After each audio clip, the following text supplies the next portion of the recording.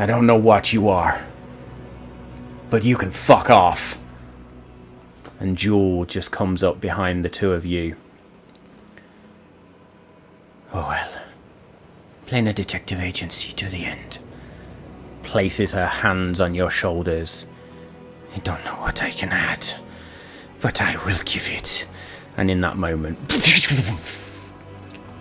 a surge of radiant light that hits, that tear, and you watch as it begins to shrink and shrink. And a voice.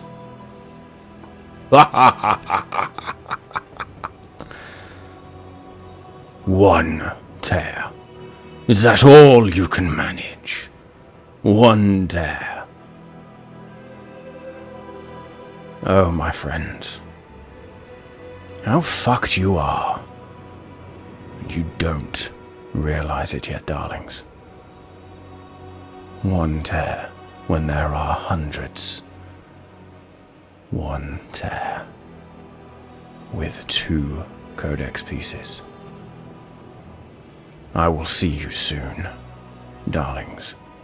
Good evening, everyone, and welcome to a very rapidly changing episode of Malt Magic Campaign 2, as some things have been happening behind the scenes, but we'll talk about them in just a minute.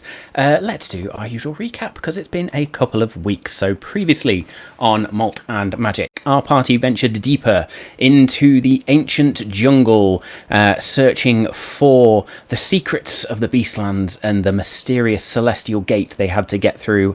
Along the way, they unlocked visions of a failed adventurer, uncovered a hidden trial, and retrieved 3 ancient gears, each tied to a stag, a serpent, and a wolf. Each of them then faced deeply personal trials of truth, rage, and justice, and just as they overcame the trials and opened the gate with Lex as a conduit, a golden guardian appeared, warning them they could go no further. And all the while that they were fighting for the light, Edgius discovered a chilling truth. Callum, having been cloaked in void darkness all along, and in a moment of triumph for the party, he vanished.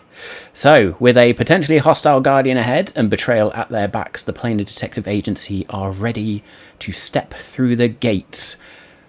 Usual warnings apply in terms of adult language and adult humour, of course. Full content warnings will be available in the episode description when this goes to podcast and VOD.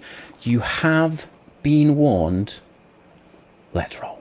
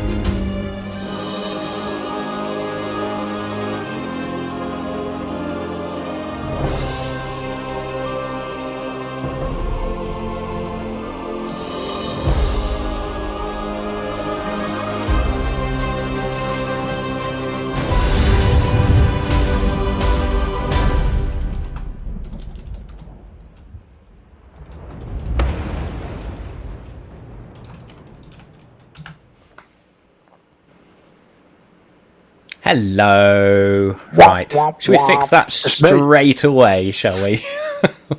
Get my face nice and big on the screen. Look. Absolutely. So yes, just to talk about a few things that are happening behind the scenes. Dave was never going to be here tonight because Dave is on holiday. So I am running the stream tonight. But unfortunately, Bodhi and Tom have had a family emergency as well. So they will not be joining with us tonight. However, we are going to persevere because I had a plan, and that plan is very easy to change. So we're going to sort of work with this, with Lex being a focal point moving forward. But before we dive into that, should we do the world's shortest lineup? I am Matt. I will be your dungeon master for this evening, also playing the sidekick characters of Takami and Silas, and also Jaeger and Jewel, at least for tonight. Luckily, Lex is at the front of the portal, so if I weren't here, we'd be fucked, wouldn't we? So bringing the main character energy is me, Danny. I'll be playing Lex Ordo, your UNT sorcerer, and I'm going to make my mission to talk to as many characters and NPCs as possible. So Matt has to do loads and loads of voices. Such a prick. Such a prick. So, yes, it's going to be a very intimate session tonight, which is the way Danny and I like it. So, before I do anything else as well, I want to give a shout-out as well. So, we got a shout-out earlier in the week, last week. I was speaking to one of the dads of my daughter's sort of school friends. Didn't realise he was a Twitch streamer, but turns out he is. He does all sorts of crazy things in Blender and 3D rendering and all sorts of really, really awesome graphical design and stuff. So go check out jm_blends on Twitch, and we'll do a little bit of a quick shout out if I can bring up Twitch quick enough to do that. So I'm going to drop that in. I think this still works. Pressure. No pressure indeed. And yeah, talk amongst yourselves, folks. So we're going to do that. And then boom. Do I know any other creative types? I don't think I do, you know. Well, but there we go. That's now in the Twitch chat for everybody to see. Very, very good. So, how are you, mate? Let's start with there. Are we doing well? I'm ready to go. I think Lex is going to absolutely nail this tonight. We're going to get the shard in record time. Everyone will survive. And then we'll be like, well, where's Callum gone? Because nobody knows he's gone yet. And then they'll be like, oh, what's happening here? And then we'll deal with the trauma of that afterward.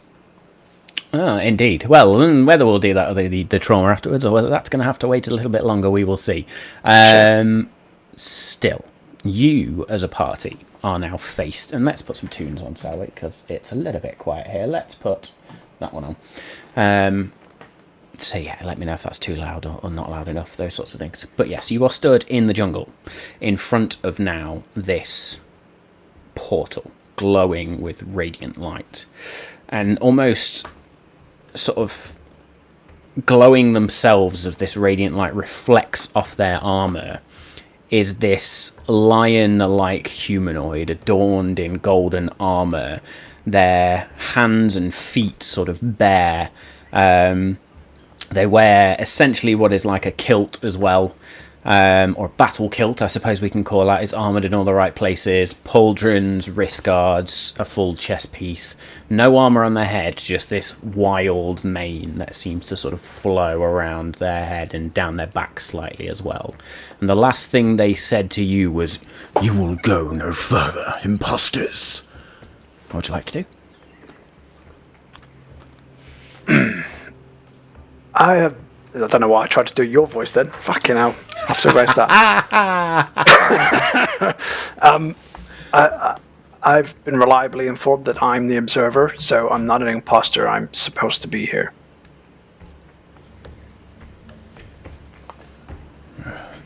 None of you are supposed to be here. This portal was guarded, protected. How? How have you opened it? None were meant to be able to. Because I'm worthy enough to do so. What makes you think you are worthy enough? What makes you worthy enough? Well, first of all, I solved the puzzles and the riddles. I collected all the gears. And my main purpose is to bring balance to this multiverse. And vanquish the evil that is trying to disrupt and destroy the world. So this portal, beyond where you're guarding, contains something we need to save the multiverse. You seek the shard. Correct. And in order to get the shard, you'll have to travel to the temple. Will you be my guide?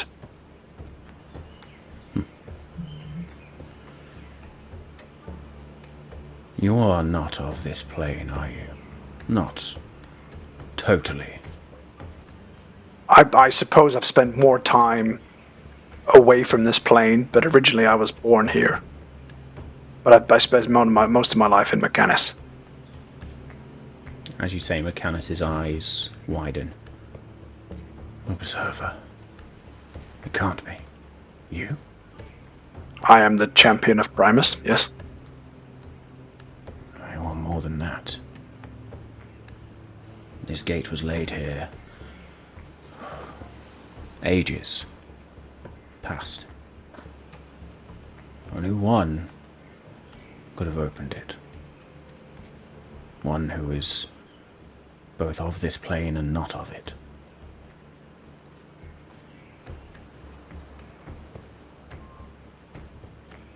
I seem to be the living embodiment of quite a few prophecies. I'll just add this to the list, I suppose. I think fate has brought me here, if that's what you mean.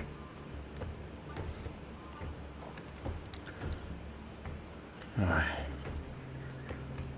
must admit I am confused.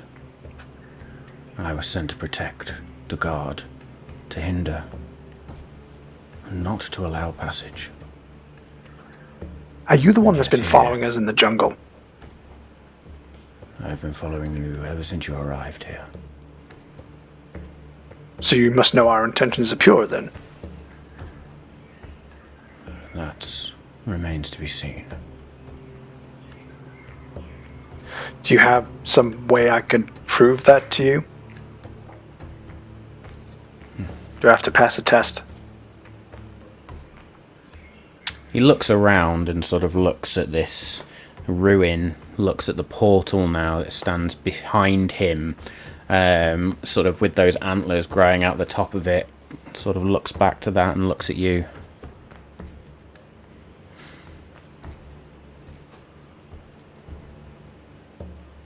I would argue you have passed the test.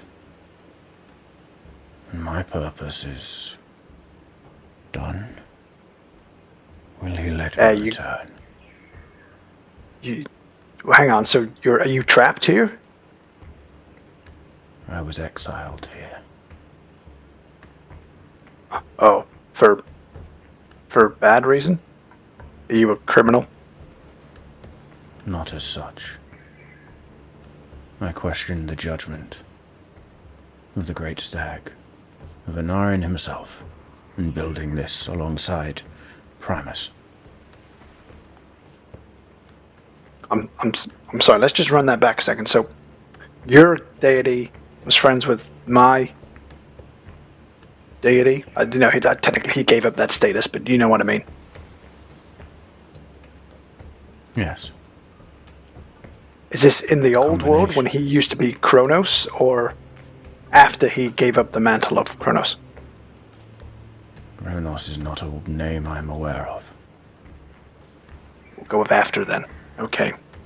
So they built... To be fair, it does explain a few things. If he built it with Stagman, sorry, I forgot what you said his name was. That would explain why I can tune into the frequency Silas of this leans place. in. It's Anarion. Or Anarion. Thank you. Anarion. With the gears, it explained why Cog is all... Yeah, the less said about him, the better. Put him back in my pocket. Yeah, it's why I probably feel at peace here. Because it's my old home world, but it's also infused with my adopted home world. So, if you help me achieve my aim, you could consider yourself fully redeemed, right? And I could even help send you home if you wanted to. I can open portals, you know. You have already opened the portal to my home. Oh! I see. Does that mean you can't go in? Well, I'm about to allow you through, and I will follow.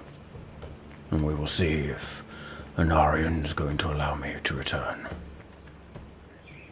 I can put in a good word for you, if that means anything. I doubt you will see him, or them. You have a different path. So does that mean when we go in there we're going to be separated, or are you going to take me to the temple? I cannot take you to the temple, as only the observer can find the temple. Of course. Is it easily observed? I have no idea. Of course. I I am but one Okay. of the Beast Lords. There are many. And we all... Are they all as friendly as you? I don't think anybody's ever referred to me as friendly. Well, friendly is quite a low bar for me. You haven't tried to kill me, so then I would consider you quite a nice guy. Don't get me wrong, you would not be the first I have killed in this place. But none have made it this far. You can see Calvin getting a bit twitchy with his warhammer there, as that sort of said. Yeah. Yeah, could have worded that better. If you seek the shard, and I get the feeling you already have pieces. I It is do. in the Temple of Eternal Light. Entry will Okay. not be simple. There will be trials, there will be tests. Further tests, beyond which you have faced here. He looks around the group. Jewel, Kavin, Aegeus, Silas, yourself, Takami. Word of warning. Not all who enter the temple will leave the same, or leave together. Hang on. So, if I'm the observer, and I suppose it's the observer's fate to complete this task, is this something I must do alone? I don't want to unduly put people under pressure to come along, but otherwise I know you will, but I also don't want to put them at risk for no reason. I cannot answer that question. My camera is having all sorts of issues tonight, so please bear with me. Carry on. I cannot answer that question.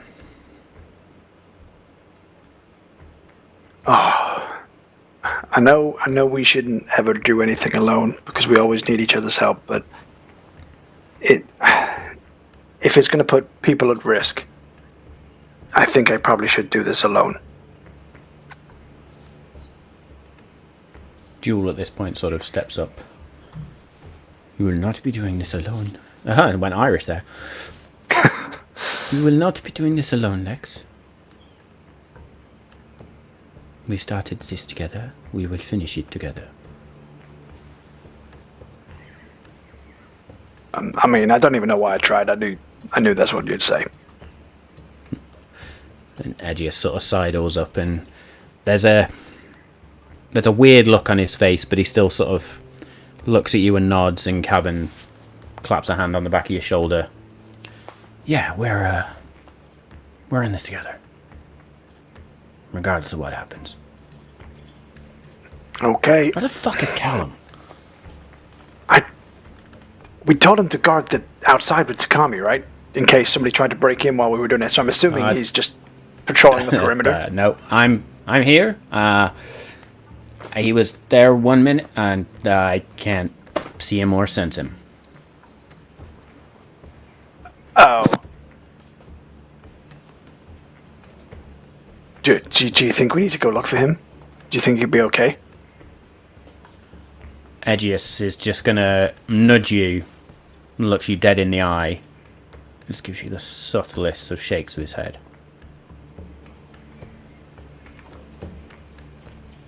I think there's something we need to talk about, but I'm guessing now is not the time. So I'm sensing we just park Callum's disappearance for now. Mission at hand, get the shard, worry about Callum afterwards. I'm not rescuing his ass from the Frostveil again, I'll tell you that. Aegeus's eyes twitch slightly, but he turns back to this lion beast lord.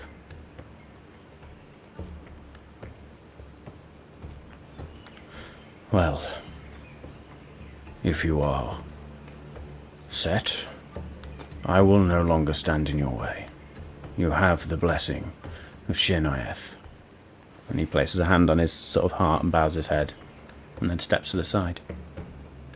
I'll do the same as I pass him to enter through the portal. My camera seems pissed as well, it can't seem to... Is it blurry or is my eyes blurry? And it does seem a little bit, but we're all good. We're all good. I don't know. I think it was the lights in my room changing was causing it to just go in and out, so I've just fixed them for now. Very good, then. All of you, each and every single one of you, wander up to this portal. You and Jewel, at the same time, sort of look at each other and step through. Cavan follows. Aegeus. Takami. Silas turns to Shirnaeth and takes a knee and bows his head. I was not aware there were any beast lords in the jungle. I apologize for anything we may have done here that has angered you or angered the others, or even Anarian. Shirnaeth just sort of shakes his head. Bear it no mind. Watch over your kin. These trials will not be easy. Silas stands. You got it.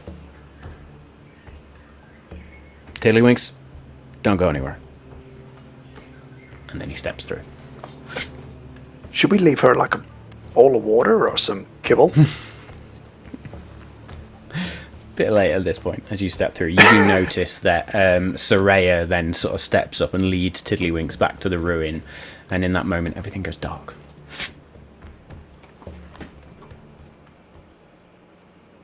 Silent. Eventually light returns to you, and you find yourself in a jungle that is very similar to the one you have left, but these vines and the canopy seem to shift. Beasts, animals of all kinds seem to dart through the jungle, and there is a constant golden amber glow outside of the canopy itself.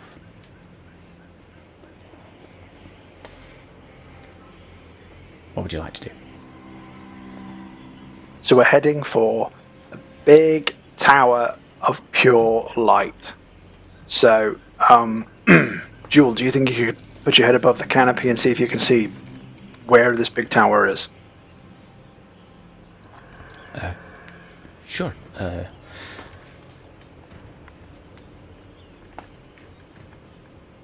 Where is Aegeus? And Kevin? What do you mean, they're right? And Takami? Ah, fuck. Silas is just there like, well, I made it. So we lost. Did they come through with us?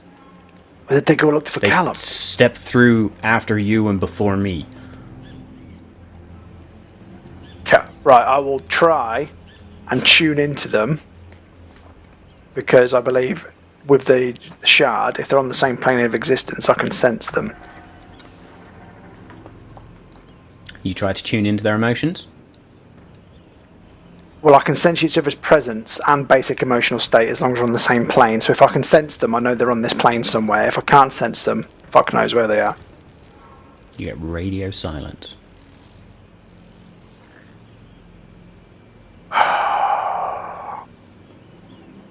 Okay. I can't sense them. They're not here. They're not on this plane. Fuck. God. I don't know. I don't know what to do. Do we try and find them? Do we look for them? Do we just continue to get the shard? The Lion Man said we would perhaps not leave together. Apparently we will not arrive together either. I'm going to take a look. And Jewel That's true. darts to the top of the tree. That's true, yeah. Maybe this is one of the trials. You Just okay, throwing us off a brother? game. I'm a bit out of sorts, to be honest. I'll be honest, I thought opening the portal was the end game. I didn't realize there would then be a level 2. After that, I thought we would achieve it by opening it, and it would just be there. I don't know. But obviously, it's never that simple, is it? And now Callum's gone, Edgius is gone, Cavan's gone. I'm losing people quickly. The pink-haired lady's gone as well. God damn it! I didn't even think about Takami. Okay. You and Jewel.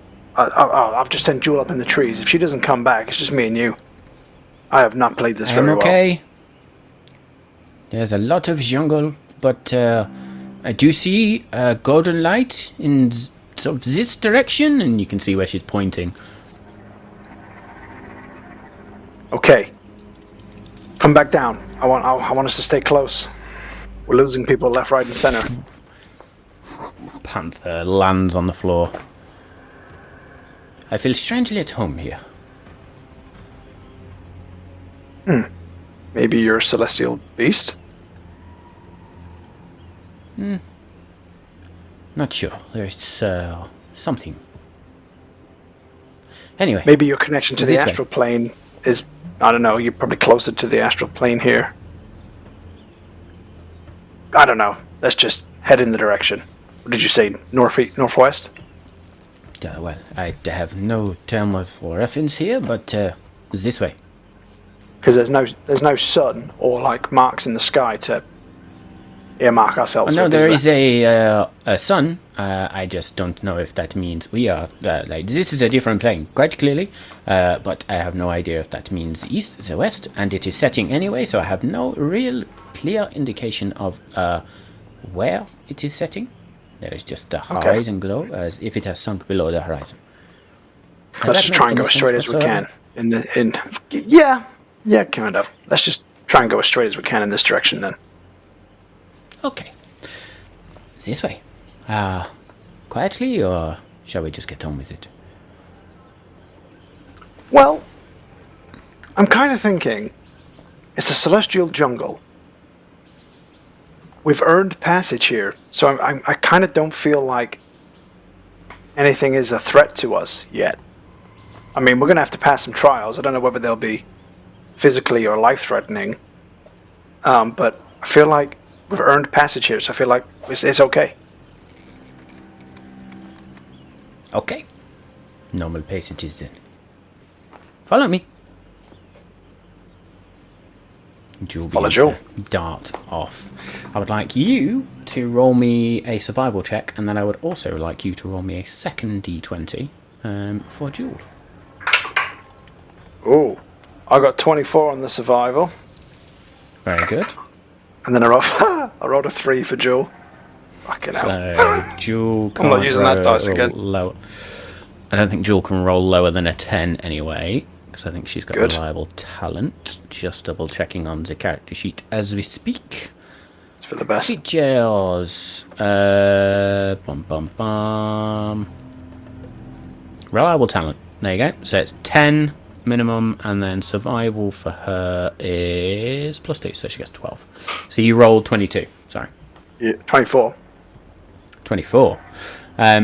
There's moments then where Jewel is sort of darting through and leading you in a direction, and you notice there's a strange vine that seems to grow around one of these trees that almost snake in nature, seems to snake towards Jewel. In the last moment, you just tug her backwards as this vine just snaps out, misses her, and sort of comes back. Not so safe. Oh, yeah. Everything I said about feeling safe and earned the right to be here, let's just ignore all of that and have our heads on a swivel. Yes, let's How you're like the most perceptive person I know. How the hell did you miss that? I will blame the fact we are on a different plane, I'm assuming. Okay. Right. Keep your eyes peeled. Silas, watch my 6. Yeah, got it. You continue on then. And as you continue on, there is this dart of gold in front of you. And a low growl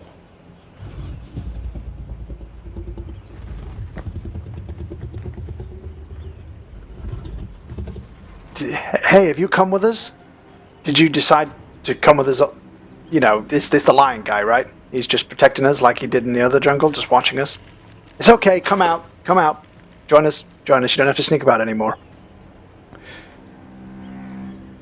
The brush in front of you parts and padding out on delicately placed but purposefully placed paws is a bright golden jaguar. It sort of looks down its nose towards you, peers, its head just goes forward. It pads closer.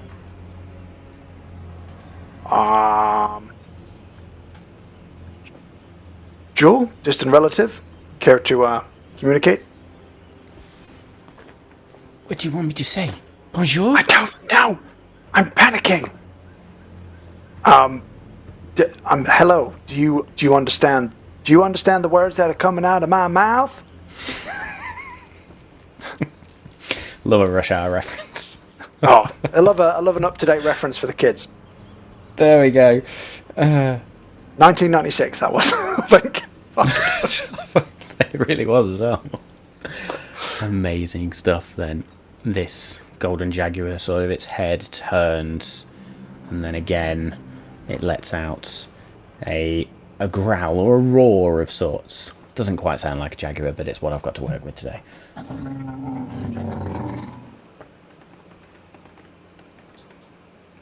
I'm guessing that's a no. Let me know when you check, please. Oh, brace yourself. Oh, that's not bad, 19. 19. I'm going to take a Steve Irwin pose, where she's a beaut, mate, but he's like looking non-threatening. What was that accent? But yeah, anyway, this jaguar golden sits and almost crosses its front paws and just its head leans and looks at you all. It looks at Jewel, and you can see, even under the hood and sort of all the leather armor, you can see that Jewel's hackles are starting to just go on their end. Her fur is starting to get on its, starting to stand on its end a little bit. So, knowing what I know about cats and animals in general, I will approach it slowly in a curious, non-threatening way, and try and sit with it.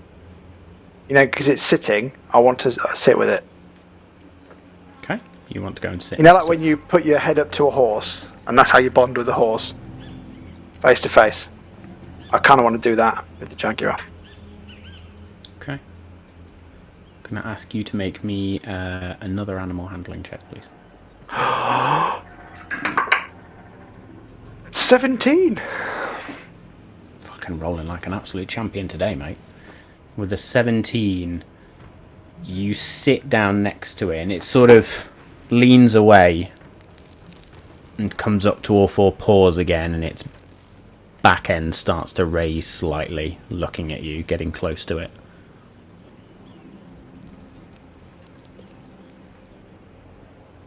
Oh, I thought there was going to be more. Sorry. Okay, maybe that was the wrong idea. I'll roll over onto my back and share at my belly. I'm going to roll over to onto your back. Yep, that's a submissive move. That dogs and cats doing it. You're right. To show it is not a submissive move. I would like you to roll me an animal handling check with disadvantage, please. Fuck. Why'd you say disadvantage? Oh god. Because you went submissive. Don't kink shame. I got an 11. With an 11, then, as you roll onto your back, you just hear that growl again. And it pounces. Oh, I fucked up. I would like you to roll some initiative. Oh, for fuck me.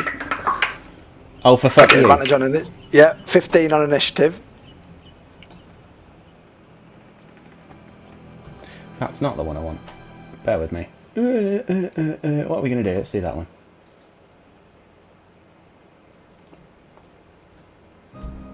No, that doesn't sound right either. I don't know. Let's just figure something. That'll do. Playing around with musical tracks tonight. Very good. So, we need to write some of this down. We're going to Theatre of the Mind. So, Lex got 15 on initiative. Yep. And I rolled Right, I'm going to send you... Fucking hell. Very good. Well, I'm actually going to send you the NPC Psychic character sheet for Silas. Oh! So, in fact, let me drop this in a document quickly, and then at least you can open it. Amazeballs.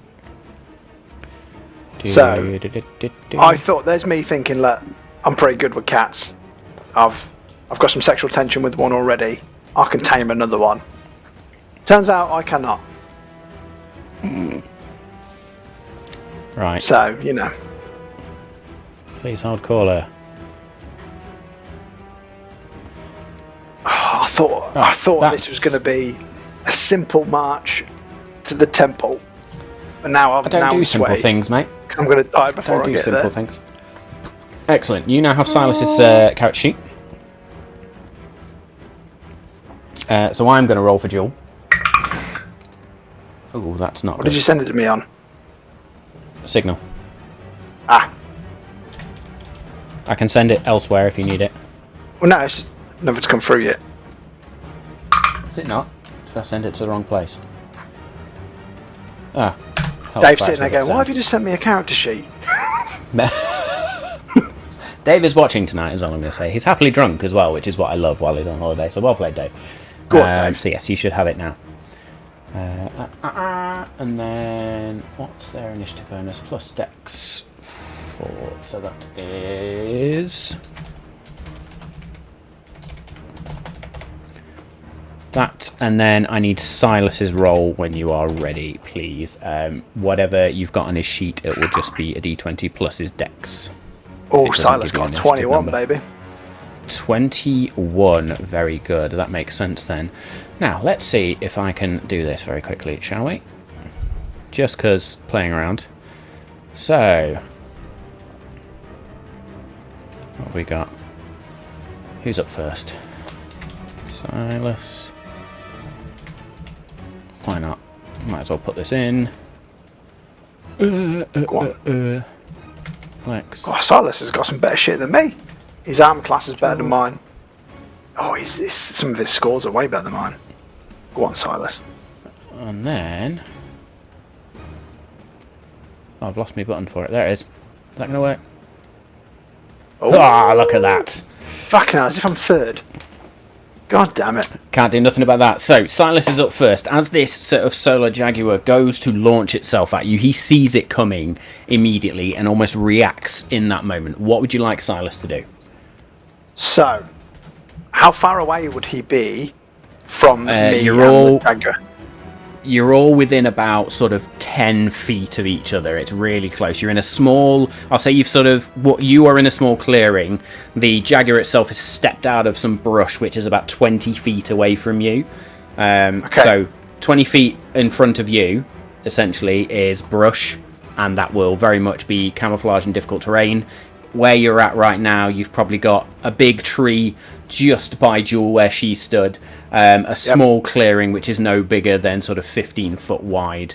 But yeah, there we go. Okay, There's then. still So this in that canopy case, over the top of you. I'm far enough away to make this work. So seeing me go on my belly to try and be submissive, as the jaguar rears up and is about to pounce almost in midair, he then draws an arrow in his bow, shoots it, and he's going to do hunter's ambush. So if I make a range attack and it hits, you've got to make a DC save or be stunned. Very good. DC is? 15. So I've got to hit you first, And mate. it's... oh yeah, very good. With a 20 to hit, flat 20. 20's absolutely going to hit. Yes. So the DC 15. What roll am I? Oh, sorry, check does it say? Constitution. Constitution. Ooh. Well, I rolled 18 on the dice, so that's 21. Yeah. So you're not stunned, but you do take 10 points of piercing damage. 10 points of piercing damage. Ooh. Very good. Plus 1d6 radiant for his celestial training. Fucking hell, mate. 4 radiant, which I'm assuming will do nothing against this beast. 4 radiant. It is resistant to radiant damage, so that is going to be a grand total of 7 points of damage, because it is also resistant to bludgeoning, piercing, and slashing from non-magical attacks. Because yes, I know that doesn't exist in 2024 rules anymore, but it's a silly rule. Okay, so, and I can do 2 attacks, so essentially I'll try and stun it with the first one, notice it doesn't happen, and then I'll just try and do it again, but I'm going to aim for its eyeball. Yep. Nice. And that 20 will get you that as well. Oh, 26 to hit. 26 total. Absolutely with going to hit. Another 10 points of piercing damage. There's no point doing the radiant, so I won't roll for that. I mean, you can still roll the radiant. It takes half of it. Every little helps. 3. So it's 8. So 15 points of damage on the first hit. Very good. Anything else on Silas's turn? Do you want to move? He will move to kind of flank round from behind it. So I'm here. The beast is there. No, he'll move to try and get in between me and the beast. That'd make more sense. So he'll move up close to the beast. He darts in, and as this beast was going to go pounce... Yeah, the 2 arrows have been fired, which stopped the beast pouncing. And he then sort of just steps over you and stands in front of you. Nobody touches my little brother. And that will be Silas's go. So we're then over to the Jaguar. Now, the Jaguar is going to make a bite attack towards Silas. In fact... No, I won't do that just yet. So, yeah, it's going to make a bite attack at Silas. I'm rolling well. That is a 25 to hit. 100% hits.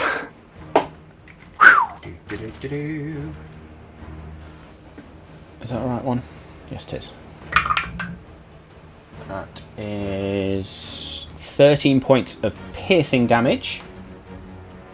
Ooh, okay. Plus an additional 1 point of radiant damage. So 15 altogether, yeah? Yes. No, Okay. sorry, 14. Because it was 13 points of piercing damage. Yep. And then he's going to make a claw attack as well. Which is a 3 for a grand total of 11. Couldn't do maths then. Is that going to hit Silas? No. No. So the claws, sort of, it rakes out as that bites him on the arm, and he sort of jumps back. Claws then go to rake across his stomach, and he just takes a step back. That will be the Jaguar's go. We're then over to yourself, Lex. What are you going to do? So, I'm on the floor. The Jaguar's put up. It's been shot twice, and Silas is there in front of me. So I'm gonna stand up, and I'm just gonna grab the beast up the side of its head and just use shocking grasp. Nice. With a 19 to hit. 19 will hit. And we've got 3d8 lightning damage coming at you. Oh, nice. 2 7s and 3. So I've got 17 points of lightning damage. 17 points of lightning damage. What's that? 12, 32 total. There we go. Cool. So you just... as you watch this sort of Jaguar's head just fry a little bit, but then it's just going to drop, and then it will give the proper roar and growl. That wasn't really loud, was it? Stop that one. What can we do? That'll do. Oh, do we want that one? No, they're all shit. So yeah, we're going to ignore them. We're not using any more of the raw sound effects. They're all crap. Very good. So you shock shit out of this Jaguar's head. What else do you want to do in this moment, if you've got anything else you can do? But so what? I don't really want to kill it. I just want to incapacitate it. Okay. So I will... So that obviously hasn't knocked it out because it's just let out a big roar. So what I will do then, with Silas in the way, does that allow me to move away from the creature without getting an opportunity attack? I will allow it, yes. Although you were in melee range, so... True, well, I'll move. I'll try and move out of it. We'll do this. Make me a dexterity check, straight dexterity check, to see if you can achieve this. It's only you, so we're going to play for hard and fast with the rules tonight. 14. 14. You do manage to sort of just step behind Silas in that moment, and then take a couple of steps back and out of the way. Lovely. Very good. And then we have, if there's anything... No, nothing else on your turn. Jewel then is going to literally dart straight up to this Jaguar then, and is going to sort of looks at the dust dagger, realizes that isn't going to do much good in this moment, but then spins out the +1 dagger that she also holds, is going to roll to hit with that. Natural fucking 20 from Jewel. Come on.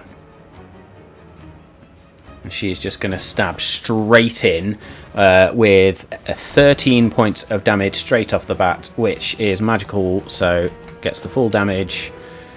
What are we at there? That is 45. And then sneak attack on top of that, because it was a natural 20. And there's people in range, sorry. So that will be crit damage, which is ridiculous for Jewel now. That is 14d6. Fucking hell. So much for incapacitating it. 53 points of damage from sneak attack. Shit. Which is going to be, what is that? 98 points of damage total that this Jaguar has now taken. So as Jewel sort of darts forward and stabs in and then pulls back, she's just going to look at it. Enough! We don't want to kill you! And that will be Jewel's go. She will use a bonus action, to... as a cunning action, to disengage and take a few steps back. Nice. We are then back around the top to Silas.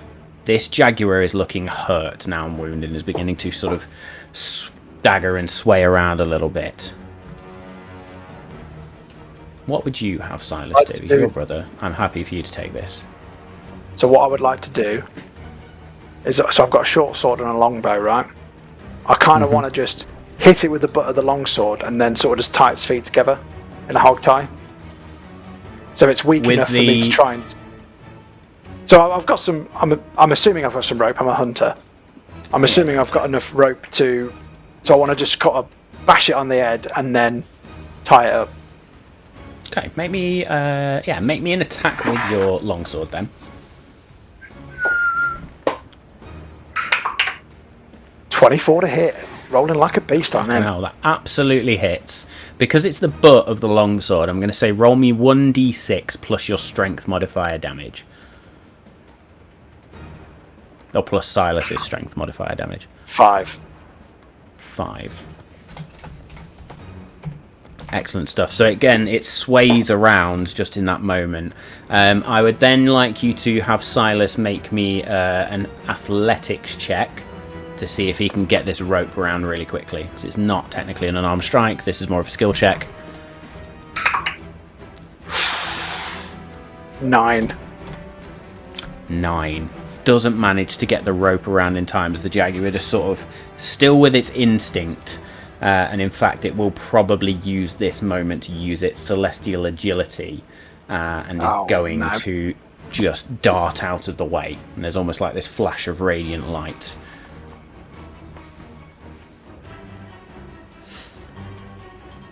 So it's like... But as a reaction... Yeah, there is going to be a flash of radiant light. I would like everybody, so I would like Jewel, Silas, and Lex to make me a DC 16 Constitution saving throw, please.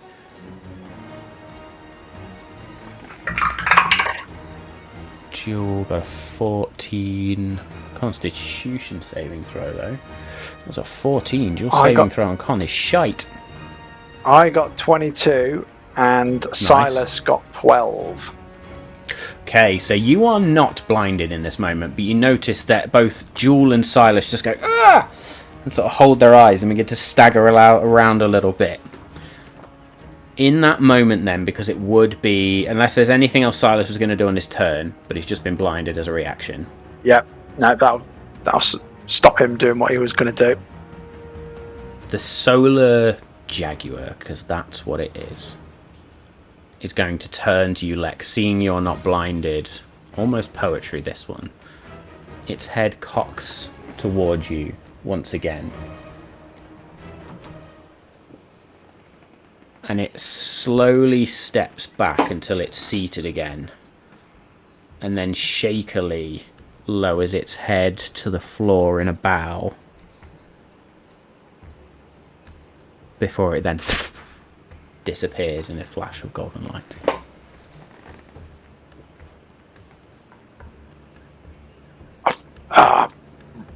God damn it. I assume I'm worthy now for some reason. I can't see shit. What happened? Can we get it? Use some... I'm going to have to use my sorcery points to get back my spell slots. Because I've used all my second level spell slots. But what I want to do is get 2 back so I can do lesser restoration on both of them and stop them being blind. You don't need to do that because it's a time-based thing. Oh, okay. So Never mind then. they are blinded essentially until the start of their next turn, which they then sort of blink. Oh, that was like looking into 12 suns. Can you see? I can fix it if you need me to. Yep. You're still fuck ugly. I mean, I look like you, so you've just insulted yourself. Yeah, I didn't think that one through. Nope, It's rock just that, right like, into that one. I think you are both ugly, but no, that is a lie. Wow. This is not going as well as I thought it would. And you were thinking we were just going for a stroll in the park? I mean, that's literally is going to be the title of my memoirs at this point. It is a common reoccurrence, yes. This is not going as we planned. All of that talk of, we'll be fine, let's just laissez-faire, as you might say, Jewel, walk up to this Laissez-faire? temple. Yeah. Let's be careful, let's be stealthy, let's try and do this incognito. Okay, everybody roll me a stealth check. Fuck. Jill got an 18, but gets advantage on stealth. It So is still an 18 a plus 15, 32. 7 for Lex and a 25 for Silas. Law of averages as a group, then you manage to now make your way silently through this jungle. There's a moment, Lex, where you stumble and trip over a root that almost seems to just lift up as you go to step over it, but Silas catches you and sort of places you back on the path. Easy, little brother. Sure-footed, okay? Yeah. Just like when we were kids. Always. Can I have a piggyback? No. Right, yeah, I thought that was too much. You're fucking taller than me now. Like, no way in hell am I giving you a piggyback. And with the... How does that work, by the way? Like, where did that come from? Did McKenna give you an extra few inches? Tallest. That's how it works. Plus I'm wearing heels. I got like Cuban heel shoes on. Yeah. Yeah. What's Cuban? I mean Drymerian heels. Well saved. Well saved. Yes, they're from Gibby, aren't they? So they would be... Actually, where's Gibby from? They would be. Dryme, yeah. Yeah. Gibby was in Morse Tacey, wasn't he? Yep. So yeah, probably in the Drymerian region. Fantastic stuff. Although technically you've had them on the whole campaign, so... Oh, no, because I've got his slippers on. That give me an extra bit of walking speed, so they are Gibby's slippers. Okay. Very good. I'll shut up. Poncy tassel life for jobs. Yeah. I'm not the only one that hates bloody penny loafers and stuff like that then. I can't stand those types of shoes. Well, anyway. It depends what outfit you're wearing. If you go an 80s inspired suit, you're going to have to. Yeah, I guess. Anyway, we digress. You continue on through the jungle now, being a lot stealthier. And as you are now being stealthy, you notice there are more of these jaguar-type creatures and other creatures of similar ilk that glow with a golden radiance. But you manage to avoid them at this point. There's a moment where one of them sort of its head lifts up and then you just watch as Silas reaches down and not like silently throws some shit on you and then smears it over himself before Jewel just looks and goes, mm-mm, and she darts up a tree. Why have you put poo on me? To mask your scent. Oh, from the jaguars. Right. I'm with you. Yeah. It works. Look. And then You can I'll notice all the pick up jaguars are some sort of- shit and I'll just go that down his face. I'm out, man. That was almost in my mouth. Yeah. Yeah, thanks. Welcome. But look. Yeah. And he sort of peers just from where you are over the brush, and I'll say there's a group of 3 jaguars that sort of, and then just wander off into the jungle brush some more. Jewel sort of slides back down the tree silently, lands next to you and goes, boo. God, you fucking... I nearly threw a Sorry, chromatic orb at your head. You stupid fucking... I couldn't help it. It was far You're supposed to be stealthy. Yes, I was still. It's not my fault you were so jumpy. I'm now covered in my own shit as well as another animal's shit. Thank you. It stinks too. I can see. However, there is a small stream not far from here. We can probably wash there, but beyond that, I can see what looks like the beginnings of perhaps a temple. It is brick or stone, and there is a lot of golden light coming from that direction. So we can follow the yellow brick road? Well, you can follow the blue stream, but near enough. Right, okay. Let's go. I'll have to see a wizard. Straight in the stream, because this is quite a strong, pungent shit. You travel for another 20 minutes before Jewel then just sort of points and you do dive in. You dive in straight away. And it's a stream, so it's not deep. So a dive is more like a jump and then sit down. Otherwise, you're going to properly chin Otherwise, I'll be dead. yourself. Otherwise, I'll be Christopher Reeve, right? Having just seen the Superman movie, which is amazing, by the way. Good reference. Silas follows a little bit more subtly and just takes some of the water and starts to just rub the shit off. But what you notice as you do that is that the armor that he wears and his clothing comes up pristine. If you have taken damage, you may roll 2d8 and regain any hit points. If you are missing any spell slots, you may roll 1d6. Sorry. Did I say 1d6? No, 2d4. And you may reclaim as many spell slots as whatever that total is. So if you get an 8, you can reclaim spell slots in terms of levels up to 8. So it could be 2 level 4s, 4 level 2s. Oh, I got 5 as well. Nice. 5. So you can regain level 3 and a level 2, or 5 level 1s, or anything like that. So there you go. Nice. Jewel is just there like, this water is really, really clear. And it feels very warm. No, sorry, that was me. I did a wee. Well, lesson learned, always stand upstream. Now his armor is like come up clean. Well, I noticed that it's like an Aryan Great Stag type armor.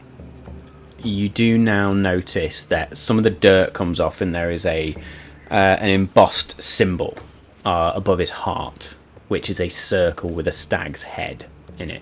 Great antlers coming out of it as well, but the antlers look like trees. And there is then a what looks like either a claw or a hand over the top of that skull as well. Why am I the observer when you clearly worship this stag guy? Well, I'm not meant to be here. I'm just meant to work in the jungles. I don't know how much you know of Anarian, or whatever people call him these days, like the Great Stag, but they are known as the Beast Lord. Essentially, they are the god of beasts, the deity of beasts, and the deity of wilds, I guess you could call it. Excuse me. Don't swallow the water; it makes you burp. Yeah, it really does. I needed a drink though after you almost got shit in my mouth. But yeah, he's I always say he. It just feels like a he to me, but known as a wise beast, like that colossal stag that we saw previously when we were, like I thought that was him. Them. That's what I'm told they appear like. But then the other stories is the fur resembles like deep green forests. The antlers themselves are continuously growing leaves, and there's baby animals that pop out of them, apparently. A lot of magical stuff. But they are the Lord of the Wilds. The Lord of Beasts. So, maybe I'm the observer because he built this place, or he built whatever he did in conjunction with Primus. Maybe you being here is also fated because you know Anarian and his ways. I know Primus and his ways.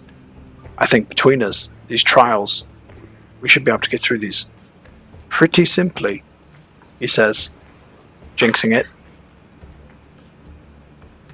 Actually, so maybe we're two halves of the same whole, right? Yes, this raises a good point. It is Anarian and Primus together, you said? We have Anarian's hand and Primus's observer together. So me and you are the imperfect balance. So I literally couldn't probably do this without you. Always balance. It's my thing. That's a lot of coincidences for one day. There's no coincidences. This is fated. Kind of what it's a great saying. Equation. This feels. Yeah. The great equation. It's Primus's thing. It's kind of like the threads of fate. It's Did you hear that howl? Is there a wolf in here? I did actually. I like that. Sounds like some strange, I don't know, like a banshee or something. But yeah. Maybe there's some feral jungle children knocking about. Well, who knows? Anywho, yeah, I think the great equation is kind of like the fate, the timeline. It's something that must be kept in balance at all times, and Primus watches over it. And I'm helping him, I suppose, with that. So if he knows the equation of what's meant to happen, he took you, led you here, and we were all meant to do all of this. So you were meant to die? Well, technically I didn't die, but I think I was fated to be where I was on that day and end up in Mechanus for a bigger part of this whole universe. Yeah, I believe so. Okay. If that's the case, I'm going to say this, and I'm going to say it with all due respect to yourself, little brother, but he's an asshole. I'll let you tell him that. Obviously, I'm just going with it at this point. I've tried to understand it. I've tried to fight it. I just got to roll with it because I can't even fathom it. Fucking all-knowing, powerful being decides that I'm going to take a small child and let his family believe that he's dead, and then rip apart a tribe and throw everybody to the winds, and then drop them in the middle of a jungle and decide they need to go find some mystical, magical shit to go save the world. Well, I actually don't think he's allowed to interfere, or he's not supposed to interfere, but technically he probably bucked that trend when he took me to Mechanus. So maybe he saved me from my fate and put me onto a new fate, which ultimately is here right now. But you just said it's a great equation, so surely that is just... I'm spitballing linear. here. I mean, I learned there's a multiverse and multiple planes. I think all timelines... I'm adjusting we're to into the Loki season 2 planar here bit. at this point.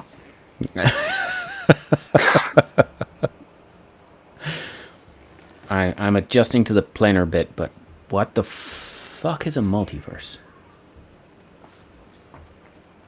There's other versions of this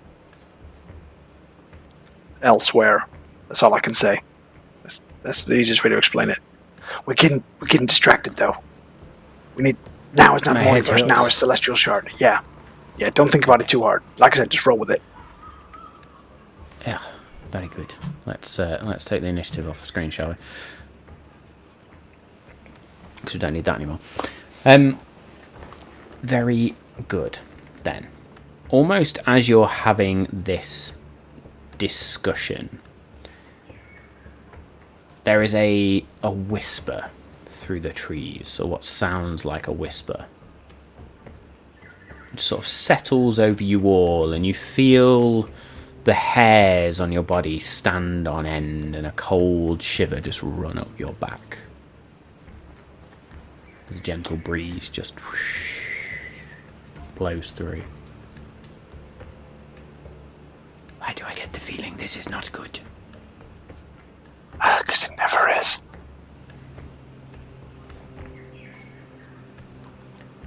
Before you, almost out of nowhere, a spirit-like creature appears. Grand in nature. Angelic, almost. A stag. Or a humanoid stag.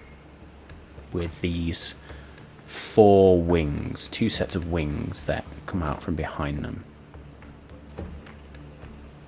And they just look down upon you. And Silas is just going to sort of push you forward. I think you're up. I thought this was your god.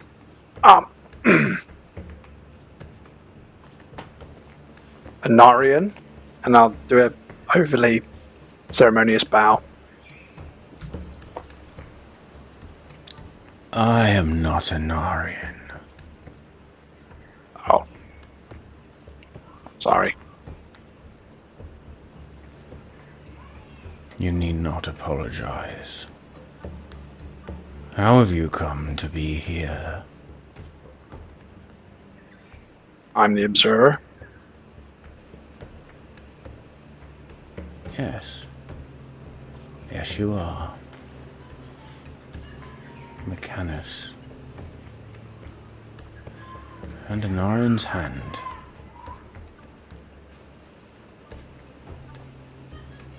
Interesting. Yeah, we're kind of a package deal. Brothers, if I'm not mistaken. Correct. 2 halves of the same whole. And you seek the celestial shard. Yes, please. I appreciate manners. But I must test your intentions are true. Do you know what this codex does? What it will achieve? I believe I know what it does. It's the only thing that can control or prevent the Shrouded Lord from coming into power and keep him trapped outside of time, outside of this plane, outside of the planes, all of the planes, and stop the void taking over. It defeated him once, it's got to be able to do it again. And that is what you intend to do. Yes. Trap him. Well, I'll be honest. I want to defeat him in whatever way that may be, whether that is trapping him, or if it can end him and remove his threat for good. If that's the right thing to do, then that's what I will do. And what of the cost? What do you mean? If I don't stop him, the cost will be this. This will all be gone. No, I mean, what are you willing to give to achieve these ends? Oh, I see what you mean. I suppose ultimately, if it means me or the universe, then ultimately probably my life, if it comes to that. Silas turns to you at this point. You fucking kidding me? You're gonna kill yourself again to save... Well, I'm not going to do it on purpose, but what I'm trying to say is I'll give it everything to stop him. That it might go south, you never know. I will die before I see you sacrifice yourself for anything else.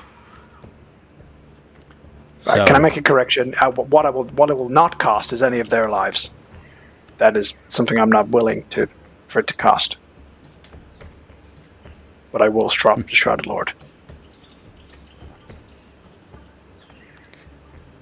Interesting. A lot of pain.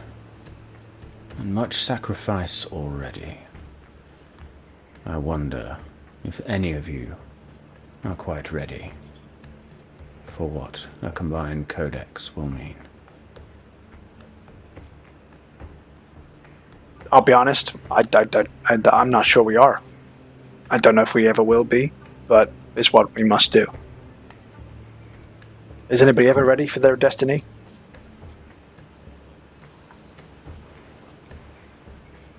An interesting question. Alexis Ordonis. Your intentions are pure, however. I see no, and I sense no ill desires here. You may proceed to the temple. Thank you. Can I ask you a question? I believe that would be only fair and apt. When we came here with more people, but they didn't arrive when we arrived. Are they safe? Do you know? Not all who enter the temple leave the same, or leave together. However, he sort of looks up to the sky, feels the wind as it blows around their spectral body. They are alive in a place far from where you were, but in the material plane. The city, dark, covered in shadow, difficult to see. But they are alive. I'm not sure whether this made me feel better or worse, to be honest. You will have to forgive me for not being able to give you better news. But I figured you are the sort that would appreciate the truth. Yep. Alive. We've got to take the positives. They're alive. But I think they may be in the city where the abyssal core might be. That's my thoughts. No, I know where the core is. I do not feel them near it. Although, interesting.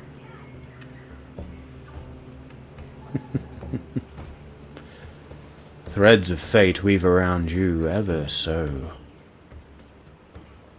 interestingly. You will not find your friends at the core, I do not think. I bet. But something. You will find something. If it's a place in Shadow, I can't remember the name of it, but you know, when we was talking about Hooknose, where he'd been spotted, it was in Thaylissa, and that other place.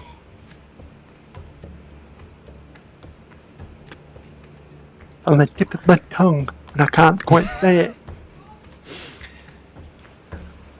Begins with R. Does it begin with R? I don't know. Depends which one. You know what? You know the bit I'm trying to say there, right? I know exactly what you're on about, but yeah, I'm not going to say whether you are correct or incorrect. Very good. Or they're in the void, and we're fucked. Yeah, all right. They're alive. He did say they were on the material plane and alive. So. Oh yeah, that's true. That's true. Time is short. Things are already at work here.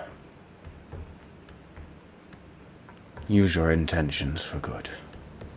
Follow through on those intentions. I followed through earlier, which is why we had to wash in the stream, actually.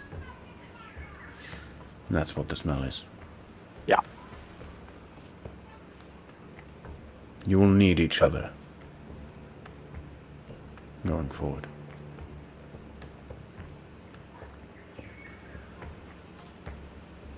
I couldn't do it without them. Very well, Observer. As I say, your intentions are pure. The temple lies before you, and they step out of the way, and as they step out of the way, there is that breeze again as their form dissipates, and it's almost like the trees themselves separate and begin to bend into almost like an archway or a passageway, with the trees bent over as this corridor appears before you, and at the end of that corridor, a towering structure of celestial stone, partially overgrown but pulsing with radiant life. What you can only describe as star-forged pillars rise up through this canopy, and light doesn't just shine here, it hums like it's alive. Up a set of steep and tall stone steps, you see something floating at the heart of this vast chamber, hovering above what looked like a broken dais and surrounded by 3 fractured pathways.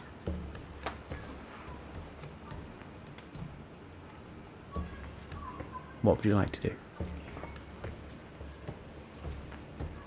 So the route up to it, did you say those fractured pathways, does that mean the road splits into 3 eventually? So, you wander up to the temple. There is a set of stone stairs that lead up. But before you can get to the heart and this chamber, it looks like there, and even Jewel probably comments at this point and just looks, there are astral pathways. That is the astral plane now.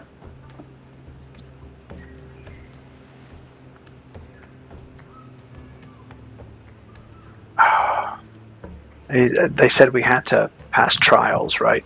So do you think each one of those is a trial for each of us to gain entrance? Well, there are 3 of us, and 3 pathways. I think it only makes sense. What do you say, brother? You notice Silas looking at this temple, and his eyes are narrowed. I don't like this, brother. Look closer at that temple.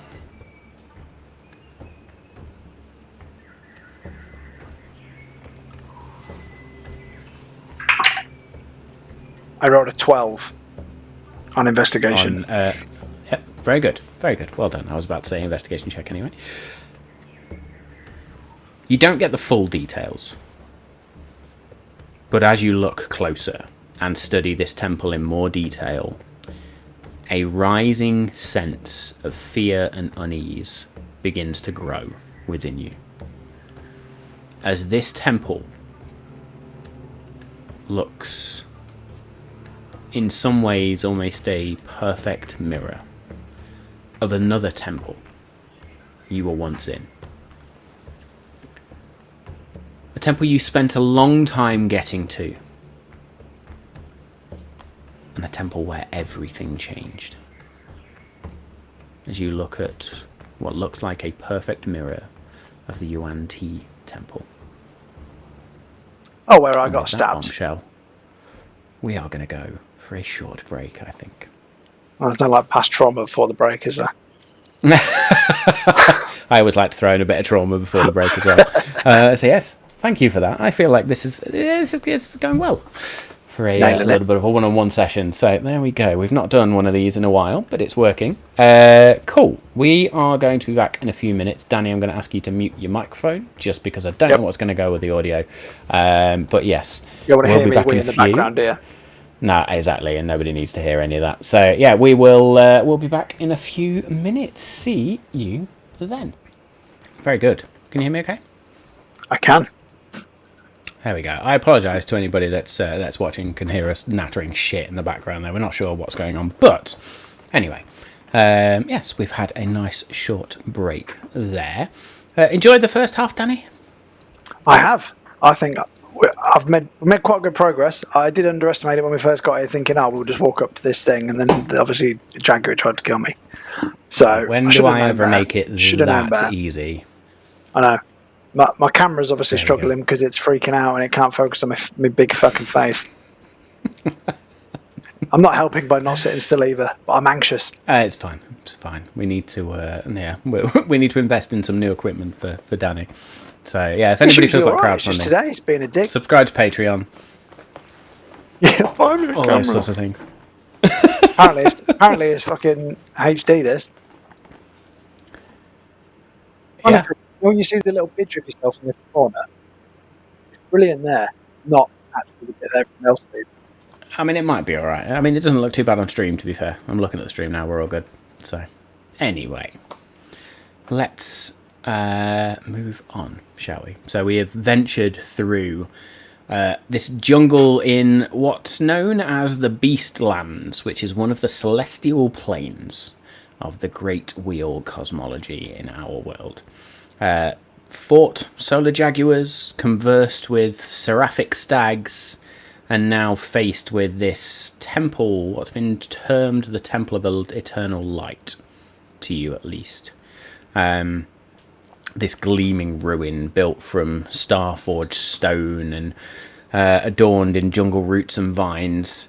Now, you have seen these three astral pathways that exist prior to getting to the heart of this temple, but you also now realise that this is a perfect mirror of the temple in which young Alexis Ordonis was sacrificed and first made his way to the plane of Mechanus. So, Lex, what are you doing? How are you feeling?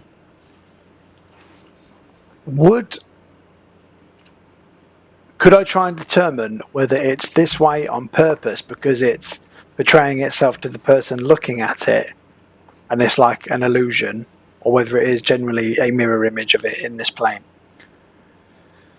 Ooh, make me an Arcana check, or I will allow a history check as well, just to see if there's anything you can pick up from a memory perspective. 17. Arcana or history? Arcana. There is a lot of magic pouring out of this temple, but you don't get the impression that it is being masked in any way. This is its raw form. Okay. And am I starting to feel anything in my old wound in the back of my neck? You tell me. Is it affecting you in any way that would make you itch or twitch? I think probably subconsciously I think I can feel it, but whether that is actually happening in real life or if it's all just in my head is probably yet to be determined. But what I'm going to do, I'm going to roll a check to see if I can control my emotions at this time. So, are we going way back to early campaign 2 to do a little bit of a meditation check? yeah. Love it. Yeah. Take a point of inspiration if you don't already have one. Thank you. What DC do we set?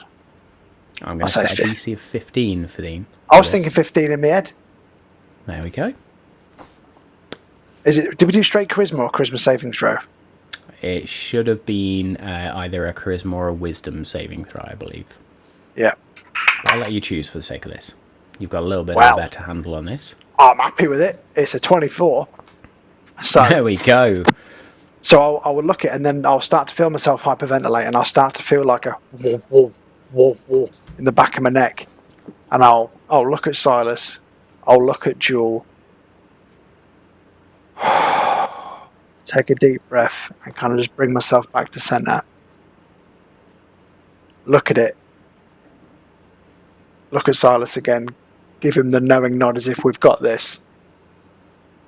And then I'm ready.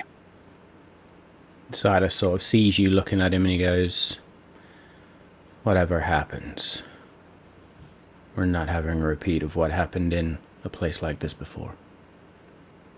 I'm going to kick this. I am literally a different person than I was back then. We all are. And Jules sort of just sits there and goes, plus this time you have me. And if anybody tries to stab you in the neck, I will stab them first. See, this is why we like her.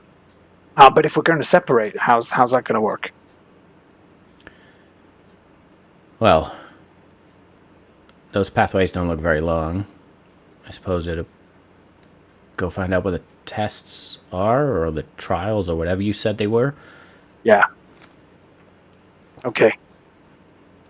Come on then, we'll do it together, and we'll, in unison, take the first step onto each path. Very good. So you do wander now. You make your way up these stone steps. And the stone feels very reminiscent of the celestial stone that you were on in the astral plane. That corpse of that hand. Dead deity. Yeah, exactly that. It's very reminiscent of. Not quite the same, but very reminiscent. Still appears a sandy colour. And you go up this sort of, it's almost like a Mayan temple, is what I imagine in this moment. Yeah.